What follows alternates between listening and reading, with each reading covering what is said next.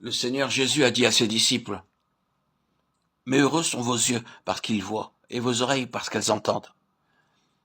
Je vous le dis en vérité, beaucoup de prophètes et de justes ont désiré voir ce que vous voyez, et ne l'ont pas vu, entendre ce que vous entendez, et ne l'ont pas entendu. » Matthieu 13, 16, 17. Les disciples du Seigneur ont été bénis, mais cela n'a pas suffi pour faire d'eux des membres du corps de Christ, qui est l'Église. Pierre également a vu ce que les prophètes et beaucoup de justes ont désiré voir et entendre. Mais même ces choses n'ont pas été suffisantes. C'est seulement après avoir confessé le Seigneur comme le Christ, le Fils du Dieu vivant, qu'il a touché le cœur du problème. La connaissance qu'il a reçue du Seigneur a été bien différente de celle qu'il avait auparavant. Autrefois, il connaissait le Seigneur extérieurement, mais après cela, il l'a connu par la révélation du Père qui est dans les cieux.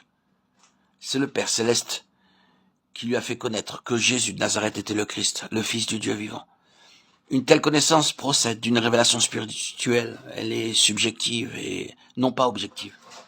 C'est en possédant cette nouvelle connaissance du Seigneur, celle que Pierre a eue, qu'une personne peut devenir membre du corps, et non pas en étant simplement associée avec des chrétiens pendant de nombreuses années. Car pour faire partie de l'Église, nous devons recevoir la révélation que Pierre reçut du Père.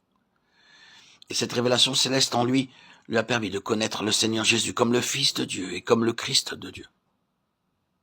C'est uniquement cela qui a fait de lui un membre du corps. Souvenons-nous que l'Église n'est pas seulement édifiée sur Christ, mais qu'elle est construite sur le Christ révélé par le Père. Sans révélation, nul ne peut connaître Christ, et sans révélation, nul ne peut connaître le Fils de Dieu. Une telle connaissance ne s'acquiert ni par le moyen de la doctrine, ni par les livres. Elle procède de la révélation que nous donne le Père. Le Seigneur a dit à ses disciples, « Personne ne connaît qui est le Fils, si ce n'est le Père. » Luc 10, 22. Combien cette déclaration est merveilleuse. Si nous avions été de ses disciples en ce temps-là, nous lui aurions probablement répondu, « Ne te connaissons-nous pas ? Ne savons-nous pas qui est ton père ? Ne savons-nous pas qui est ta mère, tes frères et sœurs et aussi ton cousin Jean ?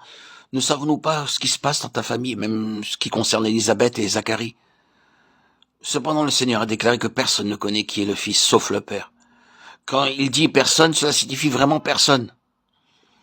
Le Père a donc fait quelque chose de spécial pour Pierre.